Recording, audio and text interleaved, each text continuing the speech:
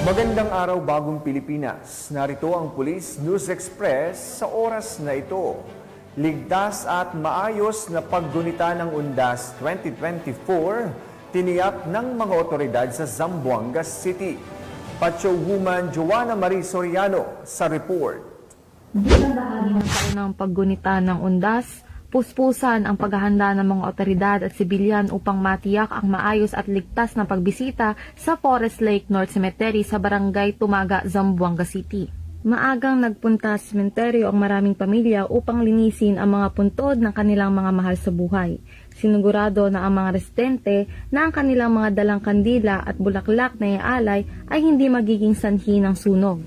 Nagsagawa rin ng paalala ang mga opisyal ng barangay upang ipaalam sa publiko ang mga tamang paraan ng pagtatapon ng basura at mapanatili ang kalinisan sa sementeryo. Mahigpit ding ipatutupad ang pagbabawal sa pagdala ng matutulis na bagay, alak at iba pang ipagbabawal na gamit sa loob ng sementeryo. Sa kabila ng malaking bilang ng mga dadalo, hinihingkayat ng mga otoridad ang publiko na maging mapagmatsyag at agad i-report ang anumang kahinahinalang kilos upang matiyak ang kaligtasan ng lahat. Ang Undas 2024 sa Zamboanga City ay inaasahan magiging tahimik, ligtas at makabuluhan sa tulong ng kooperasyon ng kapulisan, mga lokal na opisyal at mamamayan ng lungsod. Ang trabaho namin dito, secure na ang area at saka yung mga bawal natin dito like bolo, yung mga matulis na bagay like gunting, kutsilyo, bolo, pala, ang bawal.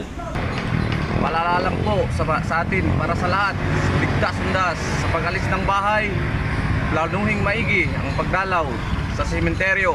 Mula dito sa Zamboanga Peninsula, nagbabalita. Ako ang iyong PNN correspondent, Patrolwoman Joanna Marie Soriano, alagad ng batas, tagataguyod ng Balitang Pulis. Maraming salamat, Pacho Woman Soriano. At para sa iba pang napapanahong balitang pampulisya, laging tumutok sa Police News Network, alagad ng batas, tagataguyod ng Balitang Pulis. Ako po si Police Captain Nomer Macaray, nagbabalita para sa Police News Express.